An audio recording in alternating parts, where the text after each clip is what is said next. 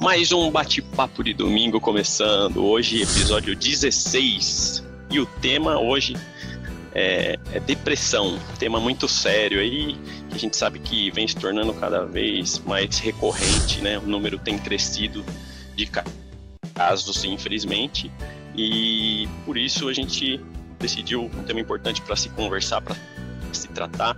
Pessoas que conhecem alguém que tem, pessoas que têm ou que não conhecem, eu acho que é relevante da mesma forma, porque a gente está suscetível, né? Todo mundo está suscetível e a gente pode propiciar um ambiente melhor para evitar esse tipo de situação.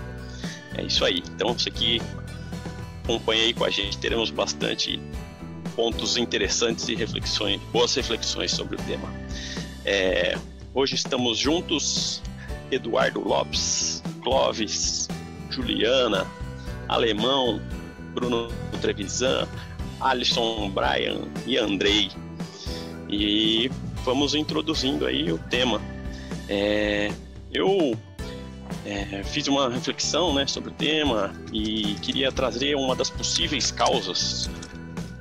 E uma causa que eu quero fazer um alerta também, é um tema pouco falado. É um tema, um ponto de vista que geralmente não é tão abordado. Eu sei que a depressão tem origens até hereditárias, né? Tem diversos fatores que causam isso. Porém, essa causa e esse alerta que eu quero fazer está muito relacionado a estresse, a ansiedade, a trauma psicológico e a conflitos conjugais, entre outros, né? Esse lado emocional e psicológico. E esse alerta vai no intuito de que a gente não pensa sobre o que a gente não conhece, né? E a gente não se defende sobre isso também. E o que eu vejo como relevante é que há uma guerra em curso. Exatamente, há uma guerra em curso e nem todos sabem disso.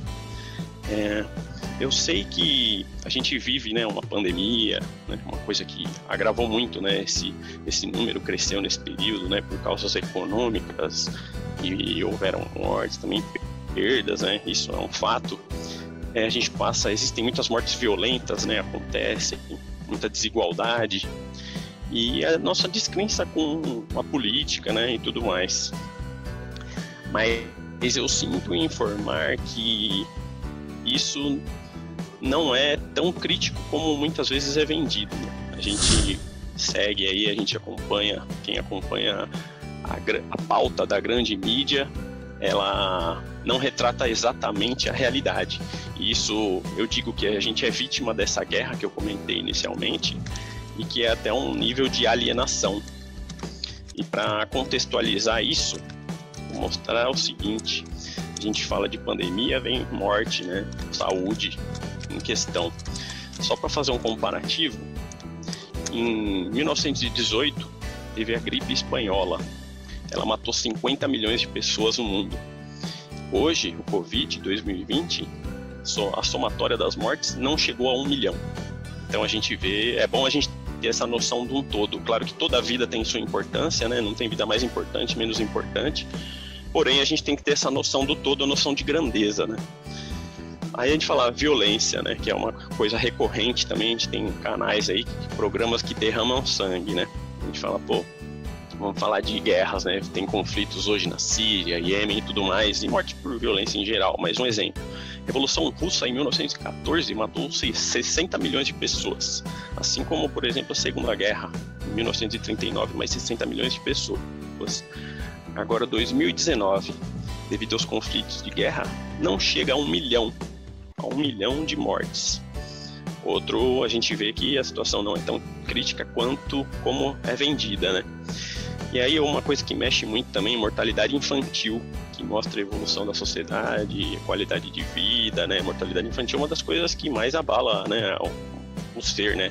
Eu acho que até a pandemia não teve efeitos psicológicos maiores na população, porque ela tende a atingir mais as pessoas de idade elevada, né? Que não é fácil a morte, claro, mas pelo menos é um mais velho, e é uma sequência natural da vida, né? Agora, quando são mais jovens, foge da lei natural, né? Então, vamos para dados aí do World Bank. Em 1960, era 65 o número de mortalidade infantil por 1.000 nascimentos, 65, em 1960. 60 anos depois, 59, em 2019, esse número caiu para 28,2 mortes a cada 1.000 nascimentos. Então em 60 anos caiu para menos da metade. Em nenhum país que eu peguei os dados, em nenhum país eu vi que a mortalidade infantil subiu nesse período. Então é um outro fator. As coisas não são tão ruins quanto são vendidas, né? Então elas têm evoluído. Um outro aspecto, número de milionários no mundo. O número de milionários no mundo tem uma média, tem anos que cresce, 2020 provavelmente pode ter uma redução, mas 2019 foi uma crescente e a média é crescente. Por exemplo, em 2019 tivemos 13 mil novos milionários no Brasil, chegando a quase 200 mil. Então, a gente vê que a situação é natural, muitas vezes, principalmente acompanhando a grande mídia, veículos de comunicação, passa uma sensação, e eu me incluo nisso, de que a gente está vivendo o caos, né, que é terrível. E entra nisso também a descrença política, né? Descrença política também é outra coisa que a gente tem essa descrença, né? E tudo isso também é fruto dessa guerra imposta, né? Essa guerra imposta, eu estou falando, não é só no Brasil e não é de agora, né? Eu falo disso, e isso é devido ao marxismo cultural, que se for ler qual é a base disso, todo esse cenário, todo impor essa condição adversa faz parte dessa teoria. Isso fica muito claro também no método desenvolvido por Antônio Gramsci. Antônio Gramsci, fundador do Partido Comunista Italiano, ele esteve preso em 1926 e desenvolveu a teoria de que a Revolução Armada não traria sucesso a eles. Inclusive, ele estava preso devido à violência nesse aspecto. E aí ele desenvolveu a guerra cultural, que é a que a gente vive, que quer impor hegemonia cultural. Hegemonia não é democracia, é prevalecer um ponto de vista em relação aos demais. Agredir aos valores tradicionais e penetrar na educação. E é um intuito de estabelecer essa guerra sem que as pessoas saibam. É um poder, ele propõe a impor um poder onipresente e invisível, ou seja, está em todo lugar e sem que as pessoas saibam. E aí, a base disso é destruir a unidade familiar, que é a base da sociedade, né? Por mais que tem gente que defenda que não é necessária a família, eu acredito que seja para todos o alicerce da vida, né? É natural desconstruir a figura do pai, que a figura do pai é a defesa da família, né? Para você destruir a família, quem é a defesa da família é o pai. E a gente pode ver, não ocasionalmente, em muitas formas a gente vê a agressão ao pai, a agressão e destruir a imagem do pai. A gente vê até desenhos, né? Um exemplo. Tem desenhos que mostram destruindo a figura do pai. A gente vê, por exemplo, Peppa Pig, que eu vejo, tem um filho pequeno. O pai, até ela chama o pai bobinho e um monte de coisa. Simpsons, a gente vê o Homer, né? O mico que ele é.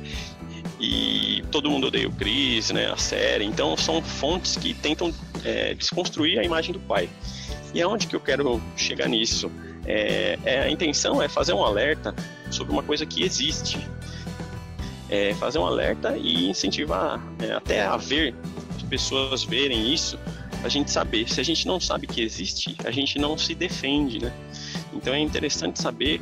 Isso eu acho que fragiliza a sociedade, deixa pessoas mais vulneráveis, e é uma coisa que está sendo imposta sem que a gente tenha conhecimento. Então, nessa introdução, minha intenção é alertar sobre uma coisa que existe, que não é muito falada, e que vá com esse alerta que vocês possam buscar informações sobre isso. Assim como eu fiz, eu li e eu me identifiquei com o que acontece.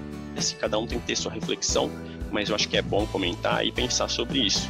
E que eu sou muito otimista com o futuro, não só pelos que a humanidade vive uma evolução, e é muito importante a gente escolher o que a gente absorve, né? Hoje em dia a internet a gente escolhe, on demand, né? A gente escolhe o que a gente vai absorver, a gente não é mais você vai ver isso, essa informação não vai chegar até você. Por exemplo, aqui a gente veicula a informação que a gente quer e está disponível para o mundo. Então, para introduzir, daí é isso que eu queria falar nesse alerta. E aí, agora é Eduardo. E aí, Eduardo, quer pegar um gancho aí? Vamos lá, Danilo. Depressão, né, cara? É um tema, assim, polêmico, porque muitas pessoas ainda não admitem, né? Elas mesmas podem estar com depressão e ela acaba não admitindo. Às vezes até alertado por profissionais ou por algum familiar próximo, e a pessoa acaba não aceitando, né? Não, eu não estou com depressão, e isso é ruim, né? Porque quanto mais tempo ela demora para aceitar, mais tempo ela vai demorar para sair, porque tem cura. Isso tem cura. Então, se você está passando em um momento difícil, de depressão, está entrando em depressão, eu te digo que tem cura. Eu não sou nenhum especialista, não sou psicólogo, não sou da área da saúde aí mental, mas eu vou dar alguns exemplos, depois eu falo da minha própria experiência com a depressão. Eu vi no dicionário para achar um sentido da palavra, né? Então, no dicionário, depressão é ação ou efeito de deprimir, se abater física ou moralmente. Na psicologia, doença psíquica de origem crônica, que causa alterações de humor, definição por uma tristeza intensa e permanente, agrega a dor, a desesperança, a culpa e etc. Então, é uma dor que a gente acaba sentindo, né? E não sabe de onde vem, não sabe o porquê, às vezes sem motivo aparente, né? E é uma coisa complicada, e quem está em volta, muitas vezes também, não consegue entender, não consegue apoiar.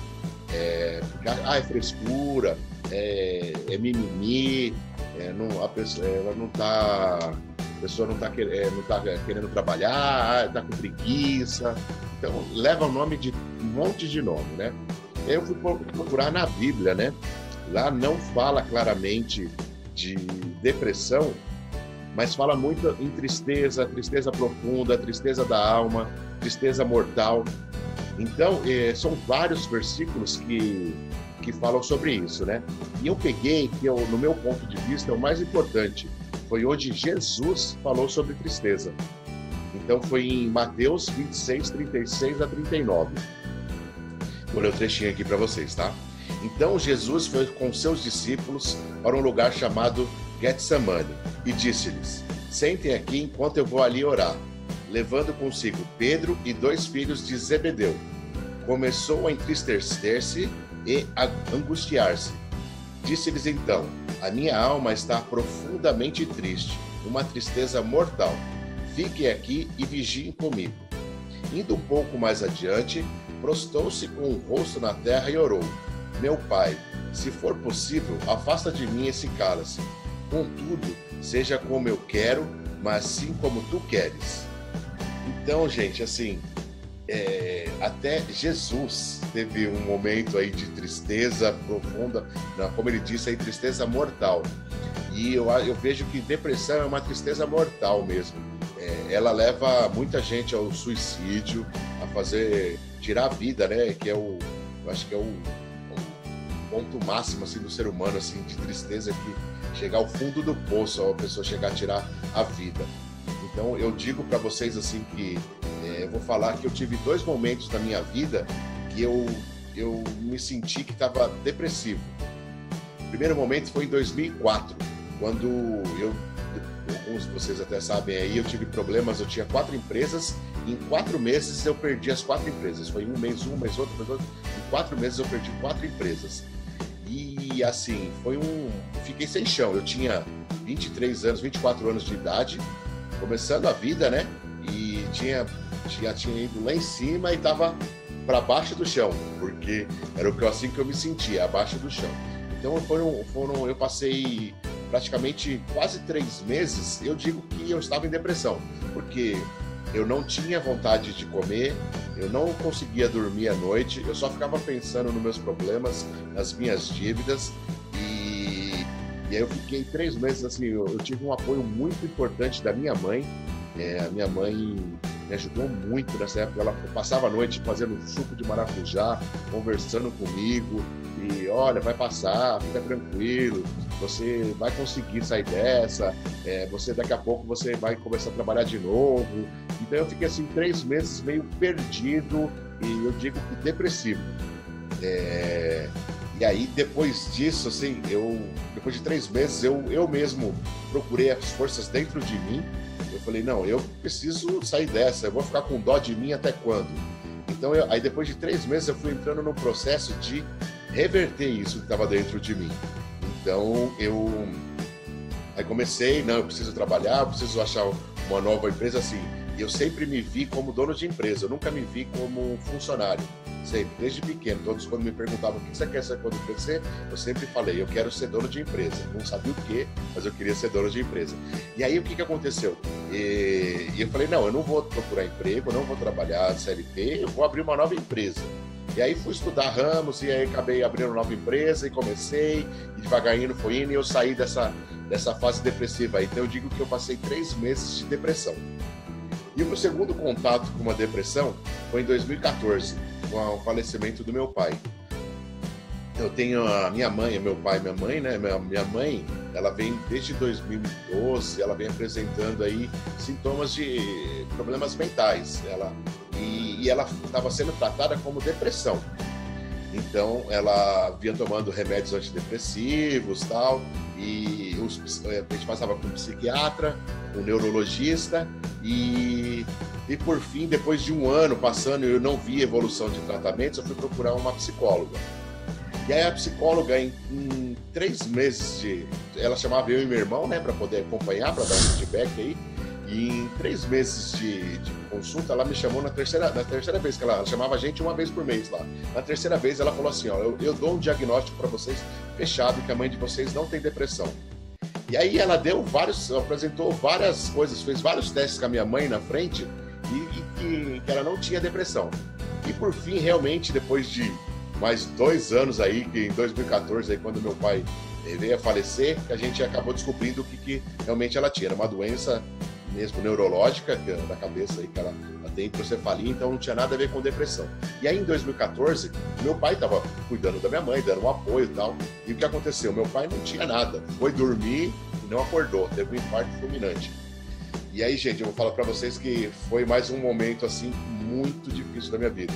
Meu pai era um exemplo para mim, sabe, assim, como tudo, como um homem, como um trabalhador, como honestidade, uma série de coisas, e eu fiquei sem chão. De verdade, em 2014 eu fiquei sem chão e eu acabei beirando de novo a depressão. Aí eu fui fazer análise, fiquei um tempo passando com a psicóloga, e aí você acaba vendo problemas em outras coisas que estão à volta, onde você não acaba enxergando.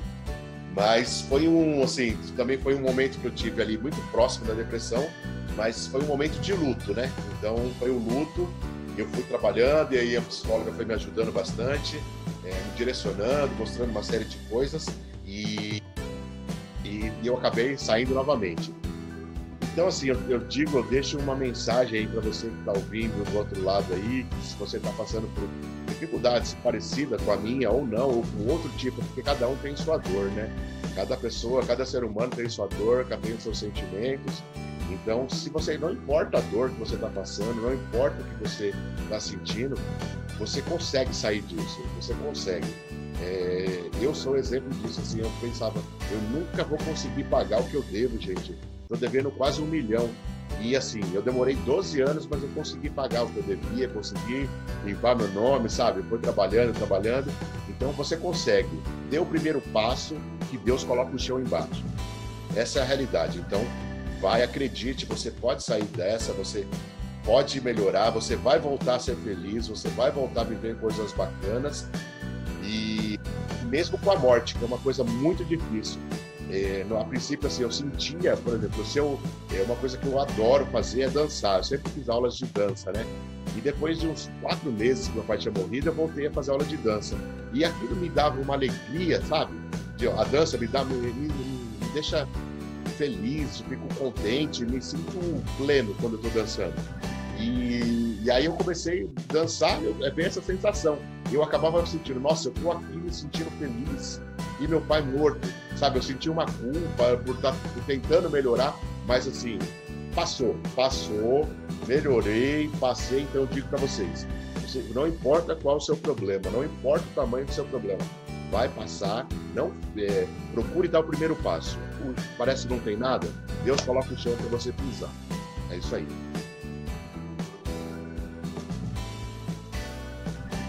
Muito bom, Eduardo. Legal, meu. Muito boa esse ponto de vista. Isso aí, isso de Deus estar junto, eu acho que é fundamental também. E aí, quem se prontifica? Quer ir Juliana? Ou quem vai? Eu não tô vendo, só tô ouvindo. Eu posso ir. Bom, eu acabei entrando um pouco em rapport com o Eduardo. Bom,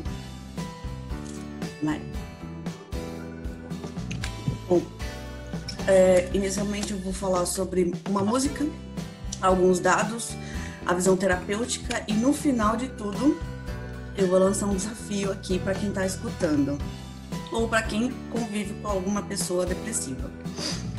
Bom,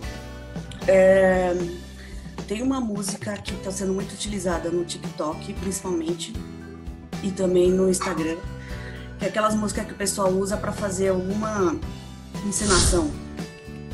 E ela é até bem animada, né? Ela é remixada. E ela não deixa muito claro o que é falado na música, né? Porque é apenas um trecho.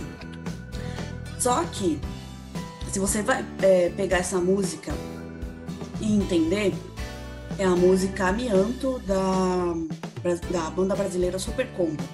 Ela foi lançada em 2014.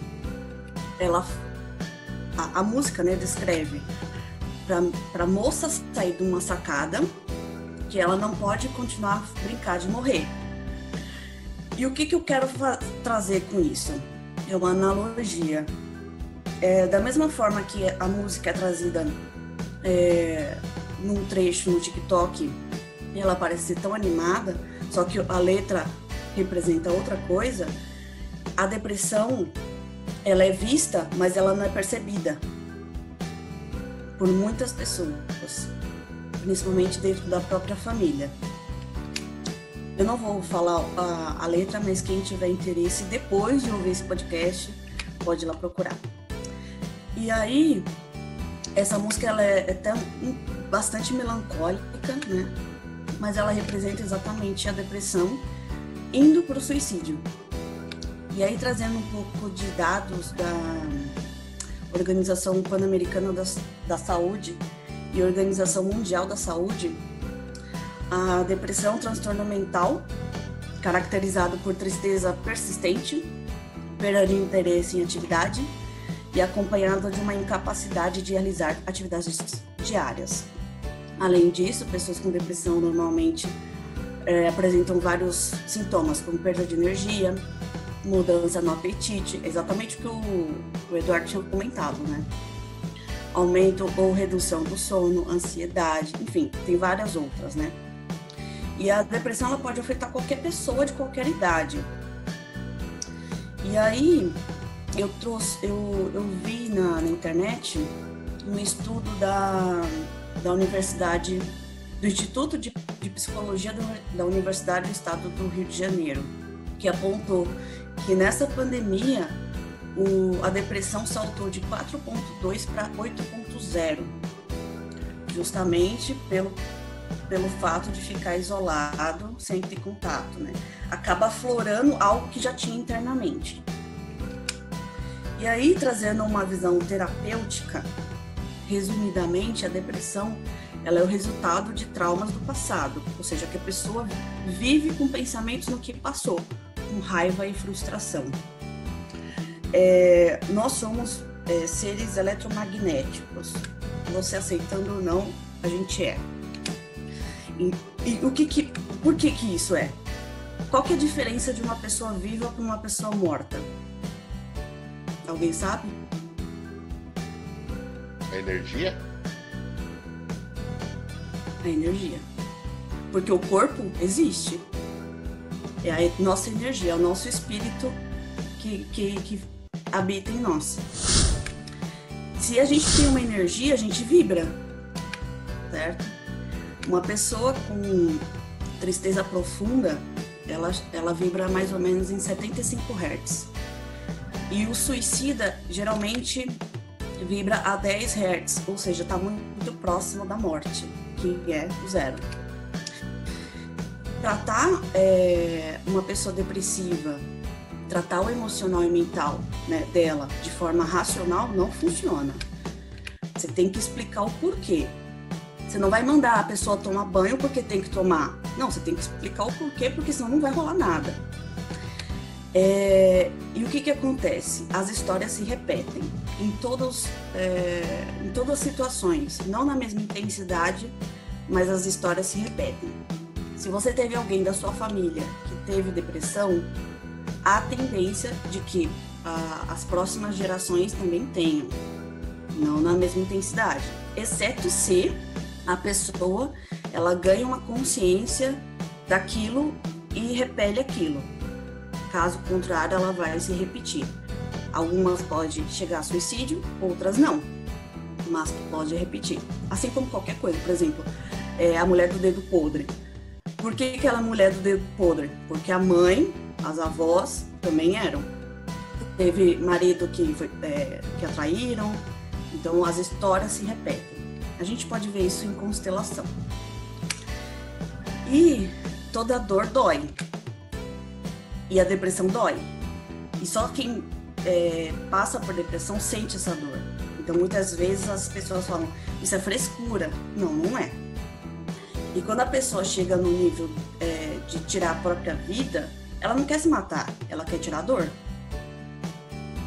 Então fica aí isso de alerta.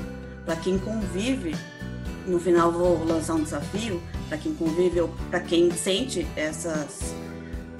esses sintomas, e aí depois eu quero o feedback de vocês. É isso. Cara, fica até difícil de falar alguma coisa depois de vocês três. Vocês deram aula do negócio. É um tema que eu tenho ainda uma certa dificuldade de debater sobre, porque eu sempre ouvia muito aquela questão de é doença de rico, é frescura, isso não existe. Então a gente cria um certo preconceito sobre, mas quando você passa por alguma situação conflituosa, alguma coisa assim, só você sabe o peso das coisas que você sente. Em alguns outros episódios eu já comentei também que eu passei por alguns episódios traumáticos ultimamente, nos últimos anos, e isso me fez beirar uma depressão. Não sei se eu posso classificar como se eu tivesse tido uma depressão, porque eu não fui atrás de um diagnóstico, mas, igual nas pesquisas que eu fiz, um dos sintomas que a psiquiatria julga como um estado depressivo é quando você fica naquela situação de tristeza há mais de 2 semanas, né? Então, por exemplo, então é muito difícil você achar alguém que nunca passou por isso, porque quando você se frustra de algum jeito, cara, seu mundo perde a cor ali, você fica muito tempo ali, né, tentando remoer aquilo, e eu passei por alguns meses assim, então julgo que pode ter sido um estado de depressão. Procurei muito também a questão que me preocupou, essa questão genética, igual vocês já citaram. Eu não sabia que isso era possível, para mim era uma coisa mais pontual. E como pai, achei um dado também que me preocupa bastante, que principalmente na infância, algum trauma, alguma situação de estresse muito grande pode desencadear alguns hormônios, né, na criança ou qualquer pessoa, mas principalmente na infância, que traz certas mudanças neurológicas que pode predispor à depressão. Isso me preocupa bastante, porque um trauma para uma criança, um estresse para uma criança é alguma coisa pequena que para um adulto pode considerar pequeno, para a criança pode ser uma coisa impactante, né? E um dado que eu vi de 2019 também, que no mundo tem mais de 350 milhões de pessoas depressivas. Então é um número que a gente precisa ver com bastante cuidado, porque é uma doença silenciosa, né? Normalmente o depressivo ele tende a ficar recluso, e como a gente, olhando de fora, a gente tenta incentivar a pessoa e não ver aquele quadro da pessoa melhorar, a gente tende a se afastar. Isso só piora para a pessoa. Quanto mais você se afasta, mais ela tende a mergulhar no quadro depressivo. Então, cara, é uma doença complicada que tem que ser olhada assim, como o Eduardo falou, todo problema pode ser superado, às vezes a gente não consegue enxergar a solução, mas fica firme porque a solução uma hora vem.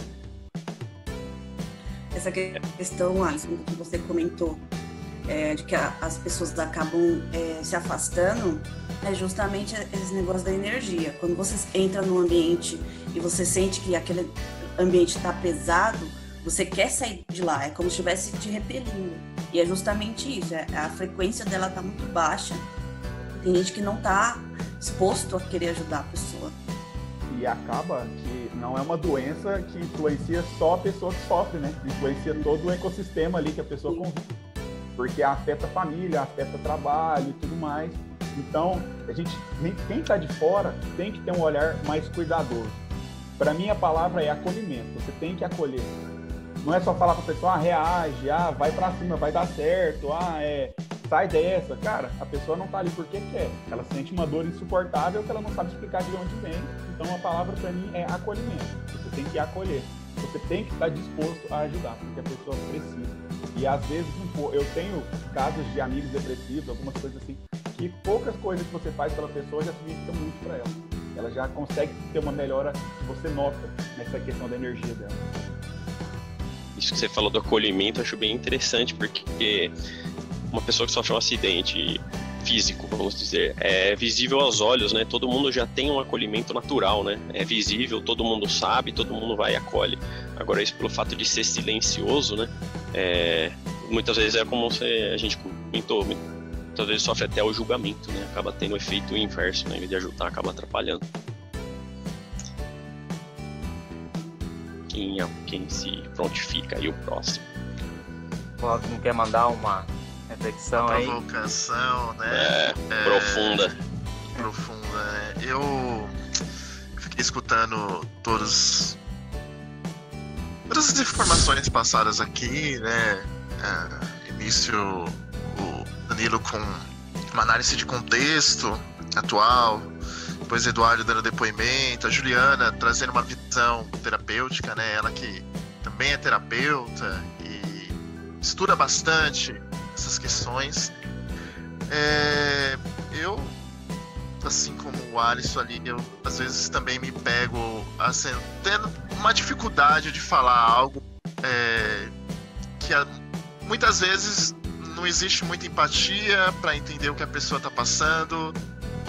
A gente também tenta especificar, cientificar muito e às vezes a gente acaba não ajudando, né? Eu fiz uma pesquisa das 4 maiores causas de depressão. Existem outros fatores, mas estatisticamente a prospecção genética é uma delas, como foi citada aqui. Não que você com certeza vai ter, se você teve, mas você tem uma proporção maior de que se ali encontra terreno fértil num contexto, sofrer de depressão. Eventos estressores é o segundo caso, então um pouco relacionado com o que o Danilo expôs aí no início do podcast, todo esse cenário, esse contexto todo, muitas vezes pode ser um evento estressor para desencadear o estopim da depressão. Algumas atividades e uso de substâncias tóxicas. Então, a gente sabe que muitas vezes o uso de substâncias tóxicas, drogas, enfim, pode também causar algum desequilíbrio ali cerebral e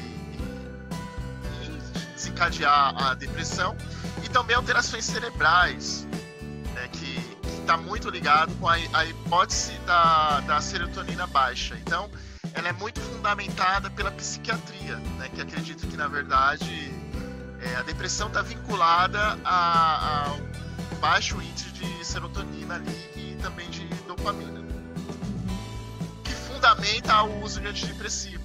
Então, existe uma polêmica aí que que eu não vou entrar, porque senão a gente vai entrar numa polêmica grande, que é justamente essa questão da psiquiatria e a psicoterapia, que não tem esse consenso, porque a psiquiatria é muito pautada na questão de que existe um desequilíbrio químico ali cerebral, que proporciona justamente uma queda da serotonina e da dopamina, as duas mais evidências ali, que ocasiona essa mudança de humor, porque a serotonina tem aquela questão de que, como ela regula o humor, ela é que faz você ter a resistência a fatores negativos. A partir do momento que você é mais propenso a absorver esses fatores negativos, é muitas vezes vinculada à queda da serotonina. Então, os antidepressivos, eles visam ali uma ação química dentro do cérebro para impulsionar, na verdade, a produção da serotonina e também da dopamina no combate. Tem vários efeitos colaterais também, a gente não vai entrar no detalhe desse podcast, mas a depressão, ela é um dos maiores propulsores de suicídio, né? A gente está aí no Setembro Amarelo e a gente tem que falar também dessa questão de que a depressão, ela impulsiona muito o número de suicídios. E baseado um pouco no que o Danilo falou no começo, a OMS e a imprensa, existe um protocolo que fundamenta justamente ter um controle, porque desses fatos que as pessoas são expostas, né? Existe um estudo de Vert que as pessoas, quando são expostas a fatos negativos, a notícias de suicídio, a notícias de como as pessoas se mataram, elas sentem ali uma iniciativa para imitar, para cometer aquele mesmo suicídio como uma solução para o problema. E 4 das regras que estão ali para tentar controlar essas questões é não sensacionalizar o fato, não descrever em detalhes, não apresentar a morte como solução e não publicar fotos e vídeos do acontecido. Então, a gente vê muitas vezes aí, até mesmo na rede de WhatsApp, a gente publicando esse tipo de notícia, publicando vídeos de morte, publicando vídeos de acidente, publicando uma série de coisas, porque hoje a gente vive na era digital, as pessoas estão mais propensas a esse tipo de informação e chega em alguém que está nesse estágio, né, gente? Então a gente tem que tomar muito cuidado também no nosso papel social de disseminar. De repente essa informação que a gente está propagando chega em alguém que naquele momento está passando por um momento de depressão, e isso se torna um gatilho justamente para ela achar que se matar ou cometer aquela mesma questão ali vai resolver os problemas. Então a gente tem que tomar muito esse cuidado. Esse é o alerta que eu faço, que a gente também propaga, tanto para dentro da nossa casa, familiares e tudo mais, justamente para não desencadear aí também essa questão. Então eu até gostaria de ir pelo que o Danilo falou no início, sobre essa coisa da cultura, né? A interferência cultural, o domínio cultural de ideologias, né? Eu vejo que a mídia, por exemplo, o poder que ela tem de alcance nas famílias, né? Na opinião das pessoas, né? No que elas assistem, né? E como isso interfere, né? Eu vejo que, pelo menos hoje em dia, eu acho que há muito tempo é assim, essa influência negativa que a mídia tenta fazer como uma forma de enfraquecer as pessoas, a cabeça das pessoas, e de alguma forma acabar dominando mesmo quando as pessoas estão enfraquecidas, né? Eu vejo que é muito falado notícias negativas, o peso de uma notícia negativa é muito maior do que uma positiva, e no caso agora da pandemia, é nítido como o Danilo falou, que há certos tempos atrás outras pandemias ocorreram e o número de mortes foi muito maior. Só que dá a sensação que agora parece que a situação é pior ainda, mesmo os números não dizendo o mesmo. E até tendo eu pelo menos tenho uma dúvida se esse número é realmente esse. Parece que tem várias denúncias aí que a pessoa faleceu de uma causa e apontaram sendo do corona, e por aí vai. Então, esse tipo de influência que a mídia tenta passar. E olhando pelo lado da pessoa, eu também nunca fui assim muito de estudar sobre. Hoje eu estou mais aprendendo aqui do que falando mesmo, mas eu vejo que é a questão da percepção, né? Como que essas influências externas, o ambiente, ou até situações que aconteceram na vida da pessoa que às vezes acabaram trazendo um trauma, e por algum motivo ela mudou a percepção dela de que as coisas podem melhorar, se ela continuar, tudo melhora com o trabalho, né, com o esforço contínuo, e ela acaba mudando a percepção dela pro negativo, para as coisas ruins que aconteceram na vida dela. Assim, muito parecido como eu acabei de falar da mídia, tirando o peso das coisas positivas e aumentando o peso do negativo. Então eu queria até... Na minha família eu já tive alguns fatos assim, mas hoje já são pessoas já que você vê que melhoraram bastante. E no caso delas, pelo menos o que aparenta pra gente que tá de fora, o ambiente interferiu muito, questão do trabalho. Eu tive um exemplo bem próximo meu, que foi o trabalho que estava tirando a energia. Você vê que quando ia pro trabalho e voltava, era uma pessoa totalmente diferente. E a gente tentou auxiliar, e o que a gente encontrou de solução foi mudar de ambiente, mudar de emprego, mudar de ambiente, porque era nítido que aquilo não fazia bem. E o fato de ter mudado de ambiente já melhorou muito a perspectiva da pessoa, e começou a fazer esporte também, que eu vejo que é igual o Eduardo falou ali, questão de dança, qualquer atividade que seja física e até inclusive que seja em conjunto, né, com mais de uma pessoa. É interessante porque os hormônios do humor aumentam, esses hormônios que ajudam na energia da pessoa, eles aumentam também. E a pessoa começa a ver que ela consegue fazer algo, ela consegue ver melhora na saúde. E eu vejo que é uma maneira muito interessante de quem está nesse estado ou quem está iniciando, né, buscar uma solução. Mas eu entendo assim que é difícil, é uma questão muito profunda, e é muito pessoal, é muito interna, igual a Ju falou, a questão de energia. Mas se você puder escolher um ambiente melhor, companhias melhores, e mudar um pouco a sua percepção, praticar atividades físicas, fazer atividades diferentes, eu vejo que é um bom começo para você começar a sair dessa fase, né? Seria isso.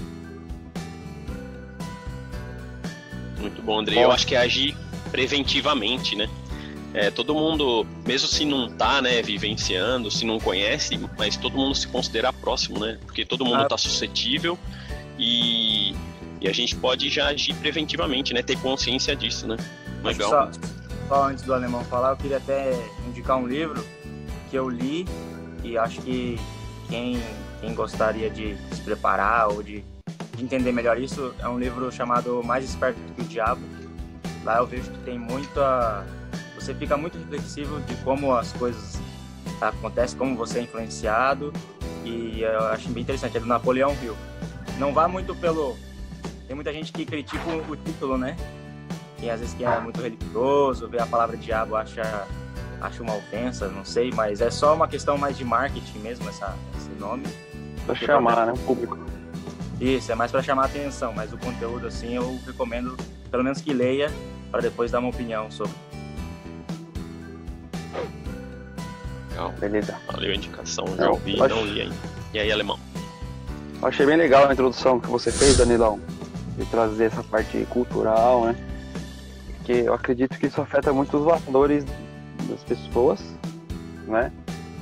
E hoje, com a tecnologia proporcionando acesso a mais informação ainda, né?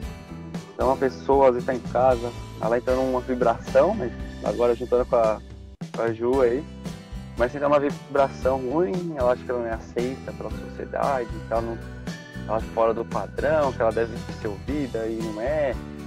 Aí cai nessa vibração ruim. E hoje também os pais sempre estão trabalhando, os filhos, a geração de agora já não tem o pai e a mãe trabalhando. Antigamente não era bem assim, acho que tinha mais a presença da mãe em casa. Não que eu defenda isso, né? Também, acho que a mulher tem o espaço dela. Mas é uma realidade nova, então temos que tomar muito cuidado com as crianças. Que elas assistem, fica ali no YouTube, tem que tomar muito cuidado com isso, com Netflix mesmo, pode ter coisa ali que não é legal. E para sair, tem que ter alguém te ajudando, porque é difícil a vibração ali sair, você tem que ter uma vibração diferente para mudar a sua. E é muito grave, eu conheço um colega meu que teve uma filha com um problema desse, foi bem complicado assim para sair. E é mudo, né? E tem gente que também que às vezes tá dando risada assim e no outro dia vai lá e faz uma besteira. Então acho que a gente tem que tomar cuidado com quem é da nossa família, para estar de olho nisso. E eu também vou lá minha frase aí que o André até quis pegar ela aí, eu tô mais aqui para aprender do que para levar informação. Mas a gente tem que tentar passar o lado bom da vida aí para as crianças, para elas não caírem nisso. Acho que se focar na criança, como na educação, né? Se a gente investisse mais na educação básica, não tem que ter ajuda na faculdade, né? Acho que se resolveria mais problemas investindo nas crianças. Sim, sem dúvida. E Alemão, é legal isso que você trouxe do fato antigamente as crianças tinham uma mãe mais presente, né? Eu também não sou a favor disso, de falar assim, a mulher não trabalha, tem que cuidar da criança, né? Mas é uma coisa a se considerar, né? E a gente tentar suprir isso da melhor forma, né? Eu acho que isso ajuda pode deixar a criança mais vulnerável, né? E aí o pai e a mãe juntos tentar suprir isso aí, né? É relevante e acho que precisa ser pontuado. Muito bom. Gente, só pontuar uma coisa aí também, assim, eu não sei se eu tive depressão. Eu acho que eu não tive um diagnóstico. No caso do meu pai, eu tive acompanhamento de uma profissional que ela falava que era o luto. Então, dentro de um ano, ela falou que são várias fases do luto, né? A dor, a revolta, a aceitação e depois a saudade, né? Então, acho que dentro de um ano, você tá vivendo o luto aí e tal, tá dentro da normalidade. Passando de um ano, aí passa a ser patologia. Então, na parte assim, eu acho que foi uma tristeza muito profunda que beirou a depressão nessa casa. E no primeiro caso, eu não sei se eu tive depressão, mas assim, eu creio que tive todos os sintomas de uma pessoa depressiva. Então, eu não tive um diagnóstico fechado de um profissional, porque eu não busquei o profissional. Eu busquei a força interna mesmo para poder estar saindo daquela situação, com a ajuda da minha mãe, que estava sempre comigo ali, e fui. Mas então eu não tenho um diagnóstico fechado. Se eu passei pela sua depressão ou foi um momento muito triste. Não tive um profissional, mas eu teve todas as características de uma pessoa depressiva naquele momento. Foram um período de exato 3 meses que eu vivi isso aí na minha vida. Só para pontuar. Eduardo, isso é um fator agravante mesmo, né? Do diagnóstico não é fácil, né? Isso é uma das características, né? Igual você comentou da sua mãe, por um período parecia que era, depois não era, né? É mais um fator que torna a situação mais complexa, né? Por isso que a gente tem que estar mais atento, né? E falar sobre o tema mesmo. Discutir, né? Eu acho que a gente tende a também racionalizar muito quando a gente fala de depressão. A gente tem que tomar muito esse cuidado, né? É muito boa a fala do Eduardo aí. Eu também, estudando, eu vi isso, que tem um grau de mensuração da tristeza, né? Por exemplo, quebrou aquilo que você muito gosta, você perdeu um cachorro, você perdeu o pai ou a mãe, você perdeu você perdeu. Esse estágio aí, ele vai mudando a intensidade da tristeza, né? E aí quando você começa a perder familiares, amigos, é justamente essa questão do luto, que existe uma periodização ali. Ele quadra muitas vezes o quadro de depressão quando aquilo começa a se tornar um transtorno da maneira que você começa a viver e todo o ambiente que você atua. E aí, conforme como você começa a impactar todo o entorno de uma maneira negativa, que começa a dar realmente grandes danos, aí a ciência entende que você pode estar começando, ainda muitas vezes não sei consenso a respeito disso, de que você pode estar começando a ter um caso de depressão. Eu acho interessante essa descrição que eu acabei lendo, até que o Eduardo falou, que a gente tende muito a racionalizar tudo, né? A gente tem que tomar muito esse cuidado também quando a gente encontra alguém no quadro de depressão. A gente também passar uma informação que tudo é muito simples, que basta ela fazer isso ou aquilo, quando a gente também não está inserido no texto, né? A gente às vezes tem questionamentos aqui quando a gente fala, será que eu tive depressão ou não? Então, a nossa vivência às vezes não é referência para a gente também dar iniciativas para outra pessoa, dizendo que o caso dela é simples de resolver, ou ela vai sair dessa. Às vezes a pessoa não quer escutar isso, entendeu? Às vezes ela só quer ser escutada, né? Às vezes, muitas vezes o que ela quer é ser escutada e falar, não, tudo bem, você tem depressão? Carregar, né? Exato, você tem depressão? Ok, vai resolver, a gente pode resolver junto, entendeu? Muitas vezes ela quer alguém junto com ela nessa questão tipo, de que ela está sozinha. Eu vi muitos relatos que as pessoas dizem que a depressão é como estar num quarto escuro, conversando com os pensamentos negativos e não consegue sair. Ela incansavelmente ouve vozes na cabeça a todo momento de que não vai resolver,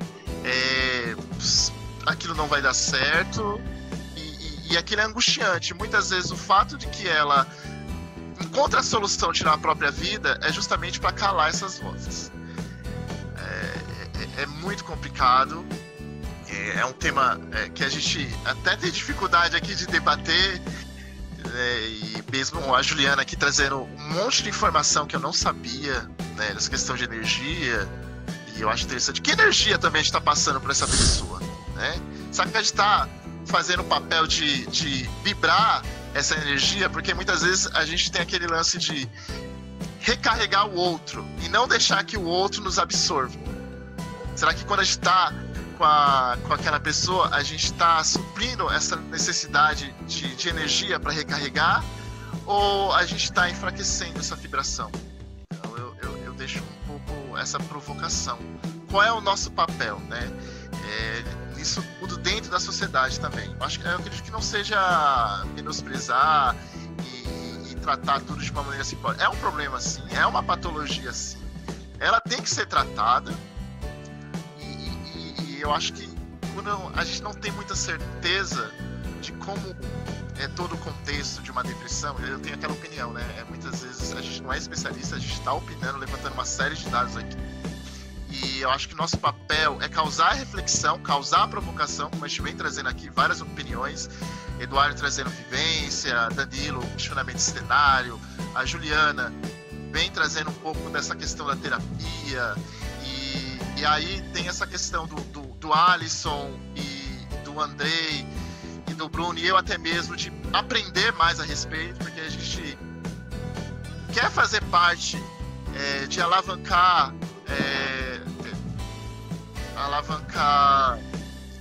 a reflexão a respeito da depressão e ao mesmo tempo auxiliar todo o contexto. E para mim, particularmente, está sendo um grande aprendizado esse podcast. Cada um trouxe uma vivência que não repetitiva, cada um sempre agregando um pouquinho, mas eu deixo essa minha provocação. Tome cuidado para você não tratar tudo com uma simplicidade, como se fosse menosprezar. Muitas vezes pode aparecer menosprezo, como foi falado aqui, isso de rico, isso é frescura. Tome cuidado com as palavras, tome cuidado com o que você compartilha pelo WhatsApp também. Esse é papel social, né? Vídeos de morte, vídeos de acidente. A gente está falando da mídia, mas qual é o nosso papel também dentro desse contexto de propagar todo esse cenário? Então eu acredito que a gente tem que tomar esse cuidado também. Muitas vezes a gente compartilha uma mensagem no grupo de amigos ou do WhatsApp, a gente vê aquilo como uma bobagem, mas essa mensagem, ela é replicada quantas vezes? até chegar numa pessoa que é um cenário fértil para absorver essa informação. Então, a gente como a pessoa absorve, né? E como essa como pessoa essa absorve. Pessoa vai absorver. Esse pensamento de energia que a Juliana trouxe hoje, eu vou levar pra vida, sabe? Que energia eu tô vibrando? Porque muitas vezes a energia que eu tô vibrando com um amigo, ela vai ser propagada várias vezes, né? Eu estendei essa semana que eu não gosto de corrente, né, gente? Eu tenho um sério problema com corrente, né? A pauta de novo, pra dar uma descontraída, aquele negócio que eu pesar. Então tem um problema sério com corrente. Quando o pessoal me manda corrente, eu fico louco.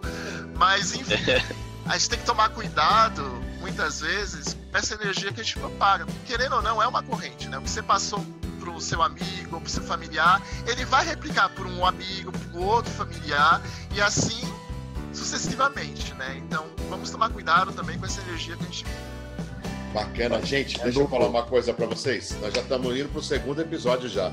Vamos encerrar aí. Ou será que a gente já sai e entra no outro pro encerramento? Pra Juliana. A gente tem que fazer. Eu tô curioso pelo final da Juliana, mas todo mundo aí vai ter a palavra pra falar. Vamos lá, Juliana. Bom, antes de trazer o desafio, eu vou trazer uma utilidade pública. Quem tiver sentindo nessa situação ou que percebe alguma pessoa beirando a querer cometer suicídio, né, por conta dessa depressão, tem o CVV, que é o Centro de Valorização da Vida. É só ligar 188 que eles vão te ajudar. Eles atendem 24 horas por dia, então é uma ligação gratuita, né? Então, quem tiver nessa situação, eu sugiro fazer esse contato.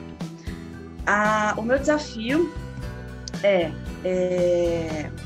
façam ou ajudem a pessoa a sair da inércia e praticar alguma ação social. Você não precisa comprar para doar, você pode doar o seu tempo em escutar os outros. Você que está com depressão, você doar o seu tempo para alguma causa social, ou de animais, ou de idosos, ou de criança, vá fazer isso. Eu não vou explicar o porquê, mas façam isso. Vocês vão sentir a diferença e eu quero que depois vocês entrem lá em contato com o bate-papo de domingo e dêem esse feedback. Vou deixar no ar o porquê. Eu acho que eu sei, mas vamos lá. Legal. Alisson, vamos lá, Alisson? Então, para finalizar aqui, só fazendo um enlace aí do que o Bruno e o que o Clóvis falaram, para mim é muito importante. Cuidado com o que você fala, porque pessoas com quadro de depressão têm a tendência de darem mais ouvidos a uma visão que fortaleça a crença negativa que ela está vivendo do que a positiva. Então, isso que você vai falar para a pessoa tem muita força. Vou puxar um pouquinho para o meu lado, assim como o Clóvis falou da questão do que contém os antidepressivos. A atividade física é um grande aliado nisso, porque ela faz produzir neurotransmissores como a endorfina, como a serotonina, como a dopamina, que são neurotransmissores que dão aquela sensação de bem-estar, que dá aquela sensação de diminuição de dor, então pode ajudar bastante nisso.